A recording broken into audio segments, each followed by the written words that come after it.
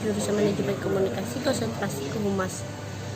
Saya ingin mereview atau merangkum pertemuannya Pak Irfan dari pertemuan pertama sampai pertemuan ketiga.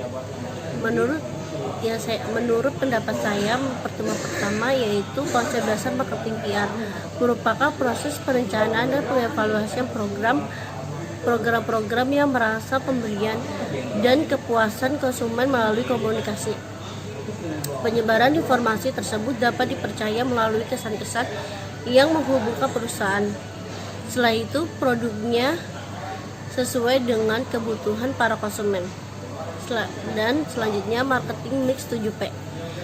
1. Produk atau kualitas produk. 2. Place atau lokasi. 3. Price yaitu harga bahan baku. People, customer service, dan karyawan. Promotion yaitu promosi atau iklan. 6. Proses pelayanan perusahaan dan kepuasan pelanggan. 7. Physical evidence yaitu aset perusahaan.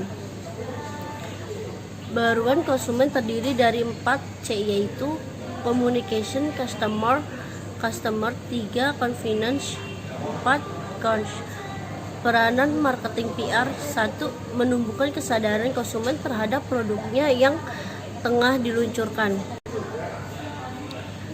2. Membangun kepercayaan konsumen terhadap citra perusahaan. 3. Komitmen untuk meningkatkan pelayanan kepada konsumen termasuk upaya mengatasi keluhan. Selanjutnya kegiatan marketing PR. 1. Publikasi. 2. Identitas media. 3. Event. 4. Berita. 5. Pidato. 6. Peran serta aktivitas sosial. 7. Sponsorship. Selanjutnya yaitu pertemuan kedua. Menurut yang saya dapat dari pertemuan kedua yaitu apa itu pemasaran? Pemasaran adalah suatu fungsi organisasi dan seperangkat proses untuk menciptakan atau mengkomunikasikan dan menyerahkan nilai kepada pelanggan dan mengelola hubungan pelanggan dengan cara yang menguntungkan organisasi. Konsep inti pemasaran. 1. Kebutuhan, keinginan, dan permintaan. 2. Produk atau barang, jasa, gagasan. 3. Nilai, biaya, dan kepuasan. 4. Pertukaran dan transaksi. 6. Hubungan jaringan.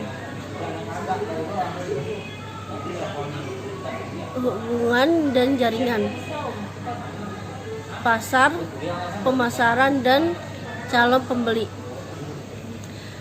Menurut Carter and Armstrong, pemasaran berdasarkan pada konsep inti. 1. Kebutuhan, keinginan, dan permintaan. Kebutuhan segala sesuatu yang diperlukan manusia. 2. Keinginan harus untuk memperoleh pemuasan kebutuhan yang spesifik akan kebutuhan. 3. Permintaan keinginan akan produk tertentu yang didukung kemampuan dan kesediaan untuk membayar dan membeli.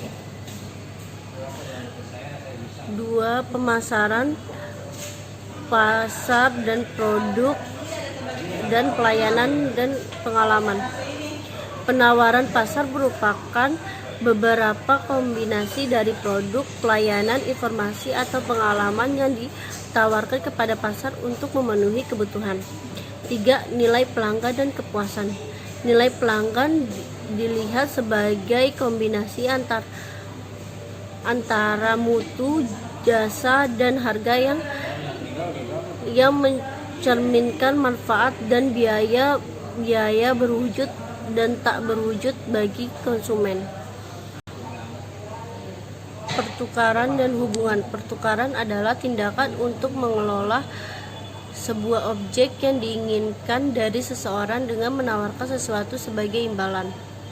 Pasar merupakan kumpulan semua pembeli sebenarnya dan potensial yang memiliki kebutuhan atau keinginan akan produk atau jasa tertentu yang sama. Dan pertemuan ketiga yaitu Humas Industri dan Bisnis. Humas Industri dan Bisnis telah diterima oleh perusahaan-perusahaan besar.